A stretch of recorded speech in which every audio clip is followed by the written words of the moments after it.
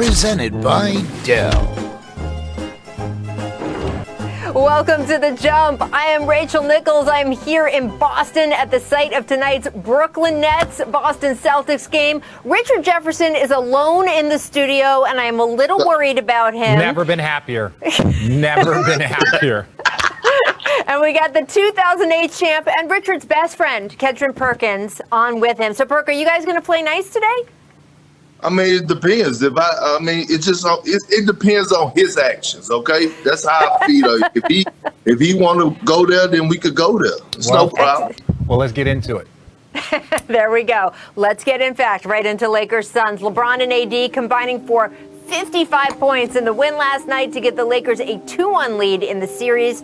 After the game, Lakers coach Frank Vogel spoke about the lift he got from his stars last night. Take a listen. He changed the whole game. You know, his mindset just reversed the whole course of tonight's game. Wanting to get to the rim, and honestly, like our whole group did. Like AD, even though he had was dinged up with his knee and was a little bit hobbled, really committed to what worked for us in game 2, which is really running the floor, being the first big down, putting pressure on their transition defense, and that opened up a lot of driving lanes for Brown, who mentally made the decision to get downhill and just live in the paint and live at the rim. He was dominant during that stretch, and those two guys really reversed the whole course of the game.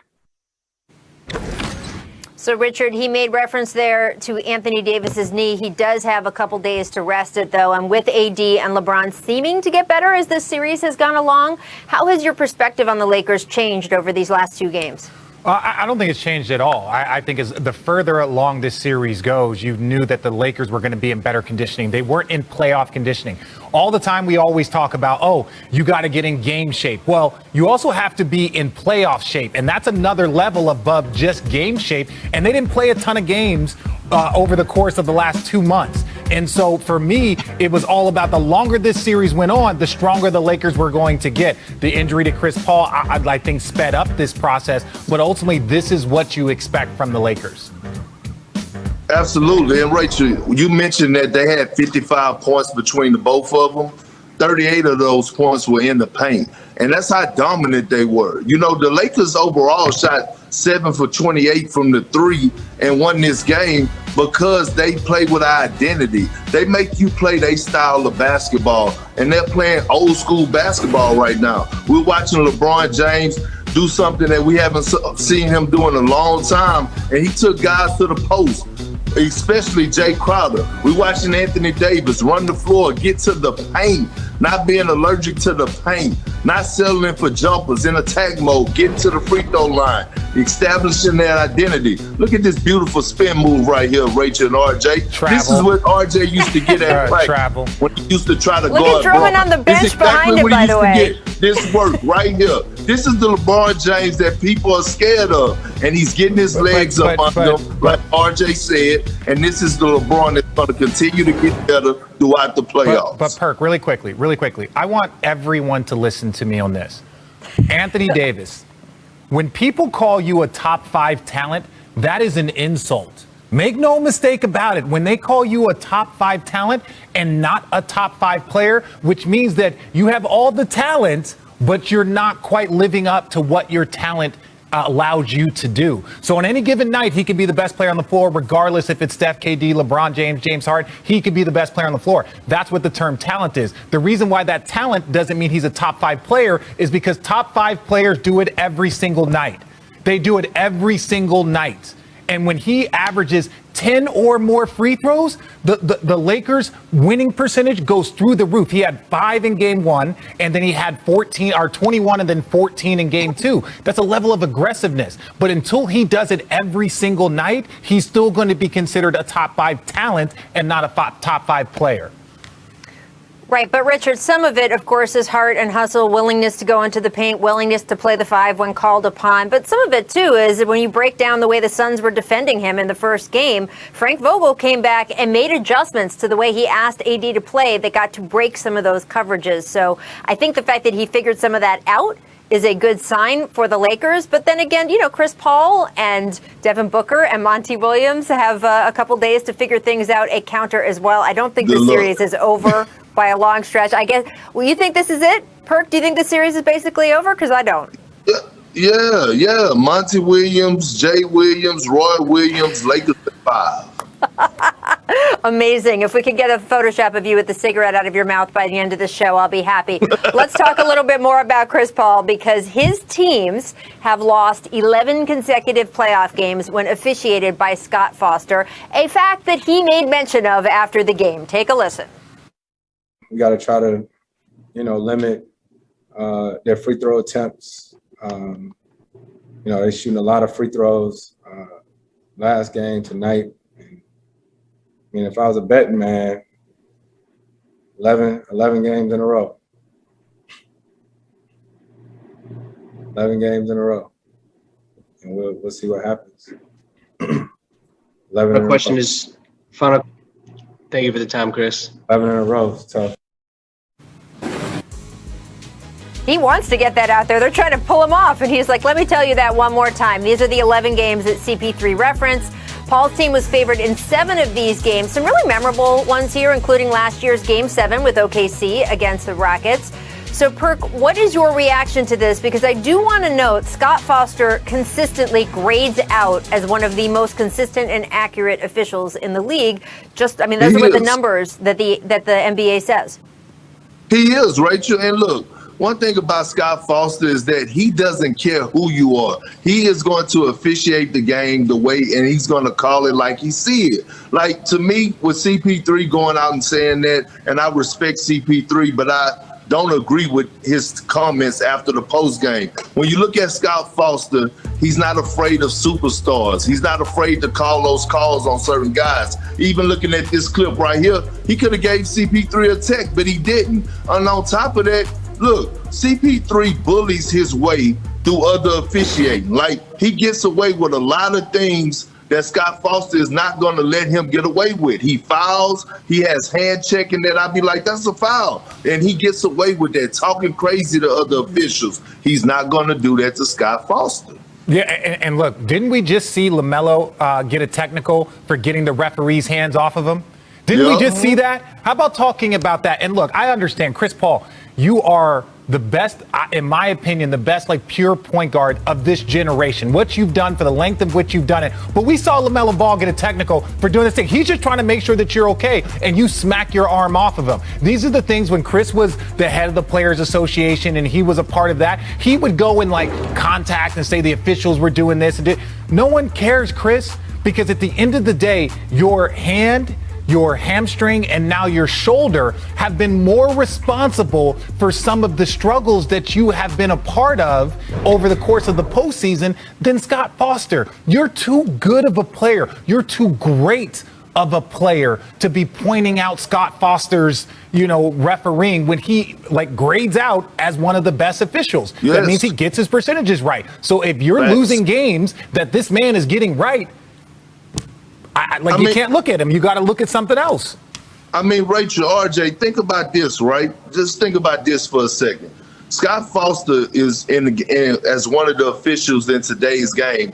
He's probably at the top for his officiating the finals. And we all know how crucial that is to make it to the finals, because you have to have that resume and you have to have that respect to officiate the finals. Look, I guarantee you could go back to players that are retired, stars that are currently playing right now, and they'll tell you Scott Foster have been the same. He officiates the game the same.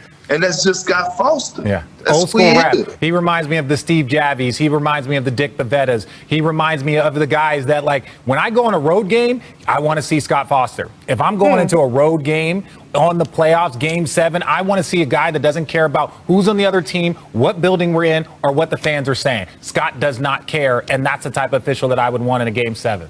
Yeah, a lot of guys feel that way about Scott. And look, there are guys who feel the way Chris Paul does, and I have respect for him, respect for his opinion. And it must be frustrating to look at a number like 11 in a row. But this just isn't the way that the NBA grades these officials out. Scott Foster has consistently graded over and over again as one of their best. Now, I don't know if Chris is going to draw a fine for those comments. He has drawn a fine for his comments about the officiating before. I don't know about these comments I'm about to play you, gentlemen. In the fourth quarter last last night, Devin Booker assessed a flagrant 2 foul for this push to the back of Dennis Schroeder while he was in the air. And here was Anthony Davis's comment after taking a look at this. He was not happy. Watch it again here. Take a look. Okay, and now take a listen to Anthony Davis. Can't happen. Can't do that. I mean, they've been chirping this playoff basketball, but you don't push a guy out the air like that, 2 hands. It's a dirty play. Dennis could have really got hurt right there. You know, we keep it in between the lines. You know, we never want to, and I know Monty, you know, he's not that type of coach. I mean, he probably going to say something to him, but my coach for 3 years, but, you know, that just can't happen. You know, hard fouls, things like that, playoff basketball, we accept those. But, you know, just to blatantly push a guy, you know, with 2 hands out the air, it's a scary play. You know, good thing he's okay, but plays like that, you know, is unacceptable. Richard, what do you think? Is that a dirty play from Booker, the way AD phrased it? Yeah, look, it's dirty play. We move on. This is the issue. Devin Booker, this is your first, postseason. And teams are watching, everybody's watching how you handle adversity. Right, Schroeder, if you pushed him in the air, if he falls on his shoulders and he is out, and we've seen this over the course of postseason, you would never allow somebody to do that to you. You would never. And for you to do that to a player, and especially you as a superstar, understand, you're a scorer. And people typically, they react back when players do that type of stuff. It's not excusable. Devin Booker knows that. But yeah, it's inexcusable, and just move on from there. Well, I mean, yes, easy. I mean, I agree with you, RJ, but to be honest, I thought it was a flagrant 2 and this should have got a suspension. Oh, wow. After watching this film over and over again, Dennis could have tore his ACL or something the way that his legs buckle. You can't do that. And I feel Devin Booker frustration being his first time in the playoffs, and he's getting accustomed to the physicality, and he's a competitor, but you just can't have this happen. He could have really hurt himself. He's lucky that he pushed him into Jay Crowder that actually broke his fall and took some of the momentum away. So we didn't even that impact would have been far worse if Jay Crowder didn't absorb it and redirect him to the other direction. That's one of those things. He would have gone another 5-6 feet the other direction if it wasn't for Jay Crowder. Well, this is 3 topics in a row you guys have agreed on. So I think A, this is a record, and B, I am excited about seeing the love for the rest of this show. Stay tuned, because in addition to the love between Perk and RJ, we've got Nikola Jokic torching the Blazers yet again last night. What adjustments does Portland need to make down 2-1 in this series? Can I pronounce the name of the river that runs through this? It is work days. Bucks beating the brakes off the Heat to take a commanding 3-0 lead last night. Drew Holiday once again brilliant. Richard, what would you guess his plus minus is in this series? 88. That's not. Man, we can't have Richard in the studio. He's reading the prompter. That's just a loose guess. Maybe it's higher, maybe it's lower. If I had to guess, I do my homework. Unlike Perk, I watch all these games, and so I do my homework, and I think it's around 88. Your homework meaning looking right directly in front of you at a teleprompter 18 feet away. The superpower of 2 human eyes. We can't let you alone there much longer. Well, Rich, I think his impact has been great. You talking about a guy that's averaging 16 points, 10 assists, and 7 rebounds. The way that he's impacted on the defensive end has been huge for the Milwaukee Bucks. Well, misrespect. LeBron and the bench feeling very confident last night. Look at the move Drummond and is finish. The funniest. Drummond, this is amazing. Look, I've been a part of the bench mob too. Yes. That Drummond act. That was funny. Now, the 1-on-1 where he was doing all the ISO dribbling, he smoked it, so that don't get props. This one he finished, you give him a little credit. But you love to see it. You love to see it, right? Because Doc Rivers used to always tell us, cheer your teammates on like you would want them to cheer for you. And when you see that type of energy from the bench, you love that type of camaraderie. Lakers you can are tell, and getting that's back. what separates championship teams from the lower contender teams. Well, Richard can tell you that of the teams in the bubble during last year's playoffs, the Lakers have one of the most active benches. They were really making their own energy, so I guess that is carried over here. And Andre Drummond definitely wins the award from last night. All right, make flamethrowers. Speaking of feeling good, remember Austin Rivers was actually out of a job in this league briefly? Well, last night he hit 5, count them 5 3-pointers, including 4 in the fourth. Richard, how can anyone stop Austin Rivers? You know what I love about Austin Rivers? He actually came out in defense of Michael Porter Jr., talking about, like, hey, how sometimes people perceive you is so false. He goes, I've had this about me said. That's part of the reason. He was more talking about, this is why I can do this and I didn't have a job, because people make things about other things. So I'm not surprised to see him play the way he has, and congratulations to him. Yeah. I just feel like a proud big brother. Remember, I used to watch Austin Rivers when he was in the 9th and 10th grade, when he used to come into our practice facility getting shots up. Richard, you can roll your eyes, but that's how I feel.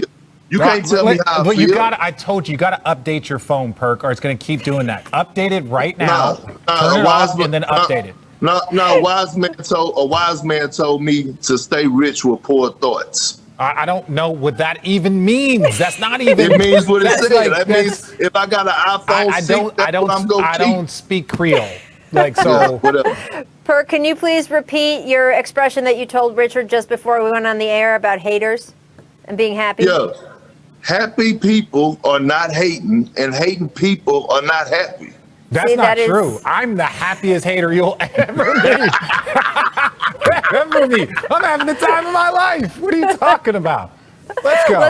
Let's talk a little bit more about Portland, Denver. Portland won the opener. Denver, though, has looked like the much better team in the remaining games of this series. They're now up 2-1.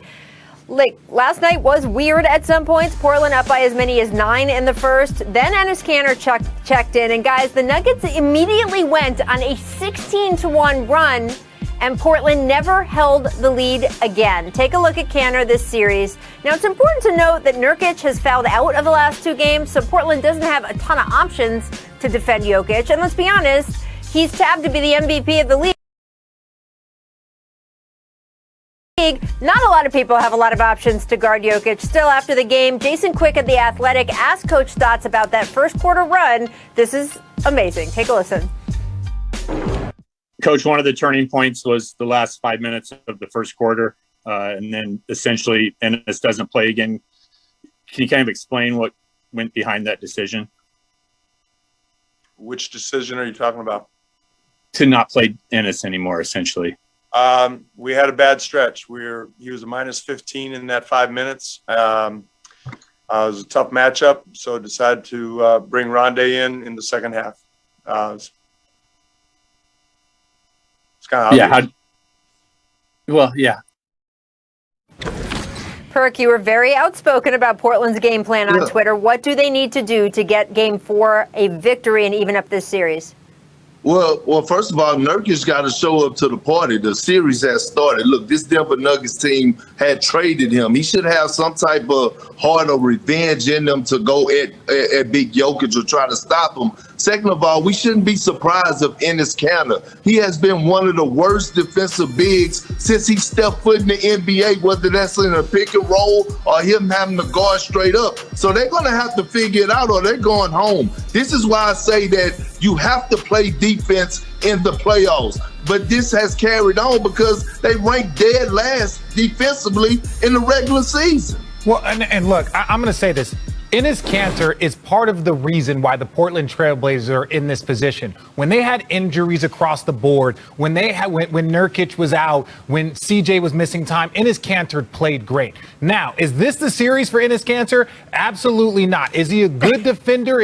No, but let's not disrespect him. He's playing against the MVP. We've seen him put up better numbers against Joel Embiid, against Giannis. We've seen him put these numbers up against Anthony Davis. So what do we think he's going to do against Enes Kanter? He's going to destroy him. They're going to go at him and pick and roll. Enes Kanter is not the reason why you're losing these games. First of all, I didn't just say I'm not talking about you. Okay, I'm just talking about in general. I'm telling you, RJ. I'm telling you that I said it's been the history over the past since he's been in the league. Not against Jokic. He's been a horrible pick and roll defender. He's been a horrible post we got to go to break. You guys can keep arguing about this in the commercial. I'm going to let you keep going. Everybody else, you stick with me because coming up, we've got a spicy Game 3 on the docket tonight. Knicks Hawks shift into Atlanta. What do the Hawks need to do to go up 2-1? What about the Knickerbockers? We'll break it down next, and these two guys may still presented by Dell. Yes, I loved it. Richard, how proud of you are having your own show within a show? I'm going to be really honest, My expectations for Perk were really, really low, and he has exceeded them. I think the expectations for the entire intro, the mini horse in particular, should not be slept on. And there's a photo of, I believe you, Richard, with Obama, which I'd like to know when that happened. But anyway. We have a couple pictures together. We don't like to talk about it. Let's take a look, guys. Whatever, man. Today's Top Shot of the Week brought to you by Walgreens. On Sunday, Trae Young hit that game-winning floater in Madison Square Garden in what happened to be his first career playoff game. Trae embraced the role of the villain in New York, but tonight the series shifts to Atlanta, tied at a game apiece. So, Perk, what is the key to tonight's pivotal Game 3? Well, the role players just got to come up better at home, right, and make shots. When you look at the game in Game 2, Bogdanovich and even Hunter, they missed wide open threes. And John Collins, we're talking about a guy that averaged 17 points in the regular season. He has 0 points in Game 2. He will play better in front of 18,000 fans in Atlanta. The role players will play better at home to help the Atlanta Hawks get this win tonight. Okay, now this is one thing I want to say. Nate McMillan has done a great job. He's done a great job there.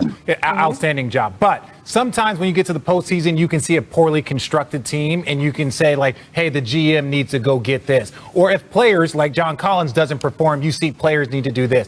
There was a moment there during that second half where Nate McMillan kept his scores on the bigs. Bogdanovich and Trae Young kept them on the bench for way too long. He called multiple timeouts, and that run got extended. Then they get back into the game. They go on a 9-0 run, but then the Knicks answer, and it's a minute and a half too late. He's got to shore up these lineups. You can't have all of your offense or most of your offense on the sideline during these runs. Not during the postseason. Trae Young might have to play 42, 43 minutes. You might have to extend Bogdanovich a little bit. So, in my opinion, the biggest adjustment for the Hawks have to be how they clean up their lineups. Well, I am interested. Well, what do you have to say, Perk?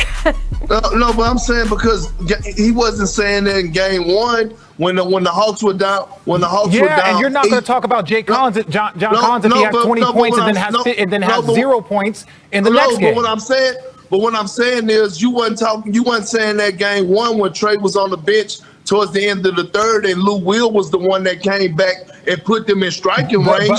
He was still rolling with that same lineup then. I understand that, but that was an extended stretch. That was an extended stretch of them getting that momentum. That's all I'm saying. Yes, what works for you on one game might not work on Game 2. So obviously the Knicks made an adjustment, and when Trae and Bogdanovich was out of the game, that's when they made their run. That means you might have to shorten it up. The Knicks adjustment was starting Derrick Rose and leaving him in when it mattered the most and rolling with Taj Gibson. So they switched up what they did. So the Atlanta Hawks have to answer. If a team is switching it up and they're successful, then you have to let them in.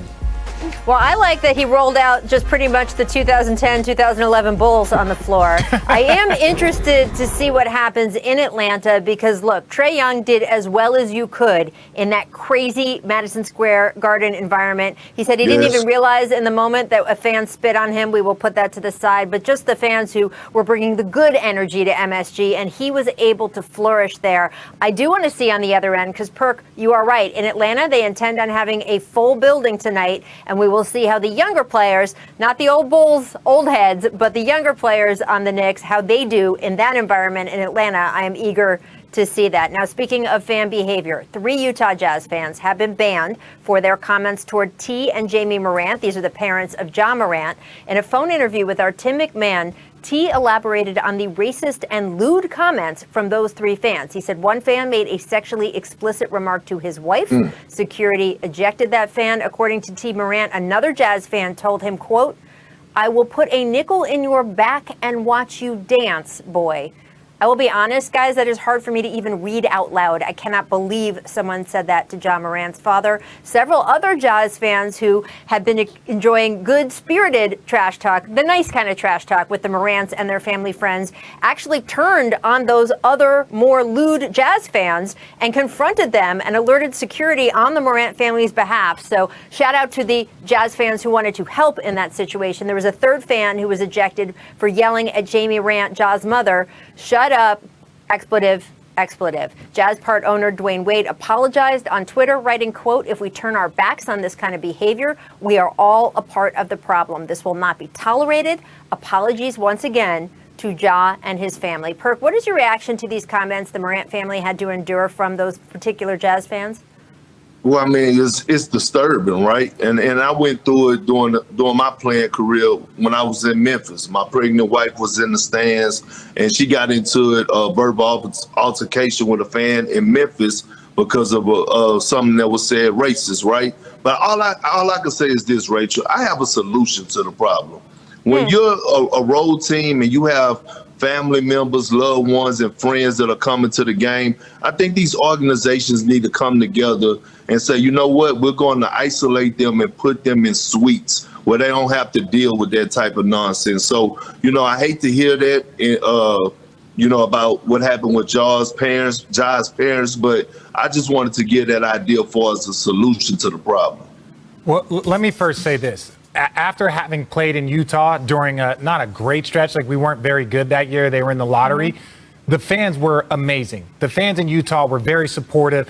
They were awesome. So these individuals do not represent the Utah community. I'm glad that D. Wade came out and spoke out against this. I'm glad to hear that Utah fans turned against these individuals. That being said, to Perk's point, families do not belong on road environments. And it's not because of look, this lewd behavior and all that stuff. Everyone in the world can admit that is disrespectful. But if you're focused on the game, you shouldn't be worried about some drunk fan, saying something to your wife or your kid or your mom. I remember Jimmy Butler in the bubble said, look, this is a road trip. No one's coming. I'm not having my family come. Now, that's not for everybody, but ultimately there's enough incidences where if you're in the postseason, I think if you're in the postseason, I think you should not have your family there because you should be focused. That should be time for you and your team to get together. That's my opinion.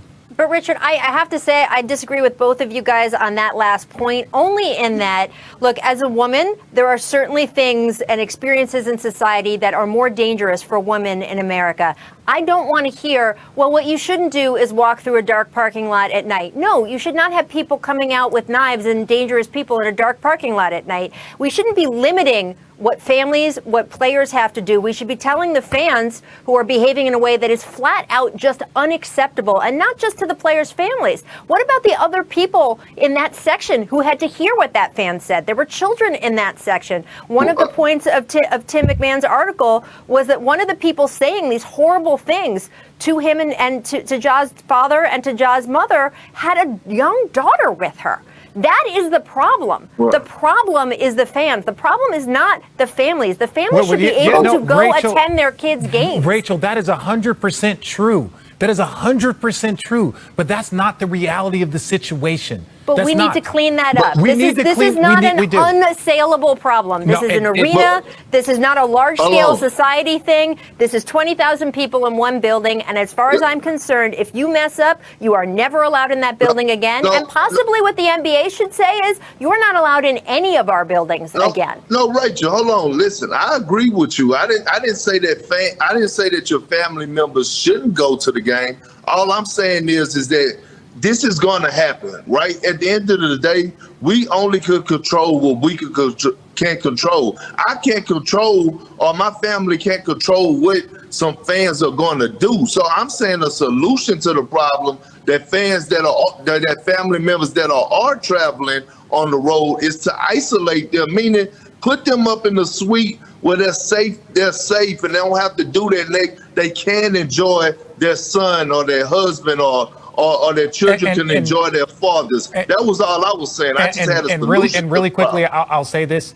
20 years ago, I was in an arena and I heard the entire crowd chanting some unsavory things. Entire crowds. I'm not saying it was like, oh, they were direct. No, but there were people in the building, and all of a sudden, I was even hesitant to bring my family to Game 7 of the NBA Finals. Not because I thought that they were in danger, but I didn't want to be worried about any single thing other than playing the basketball game. And if you see something going on, if you see security up there, and your focus goes up to there, hey, what's going on? What are people doing there?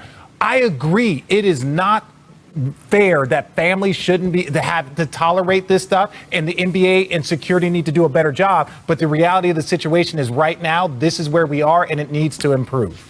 I just think that it can be, look, as in all things, take a page from Twitter, right? Twitter blocks people, allows you to block people. I think we should block the fans that misbehave, not just from the arena that they misbehave in, but possibly never have them be in an NBA game again. And eventually you will have the right fans in the building, and that is what the NBA wants. So families can enjoy their sons. This way we could get a better crowd in there, because there's so many, as you say, Richard, there's so many good fans who really add to an environment. Those are the people we want in the building. All right, The Jump will be right back after this. We'll see what Richard and Perk argue about next. Stay tuned.